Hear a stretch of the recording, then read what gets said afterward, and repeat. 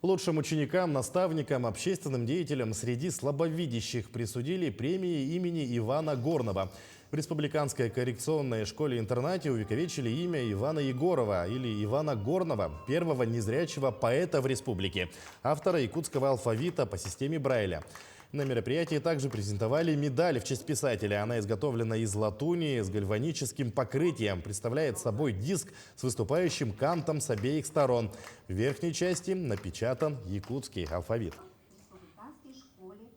Данная премия была инициирована в 2021 году Седалищевой Анной Афанасьевной, тифлопедагогом нашей школы. И в прошлом году онлайн отмечалось все это.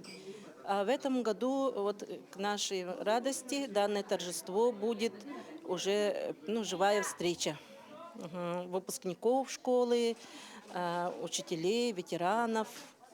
И чему, конечно, мы очень рады.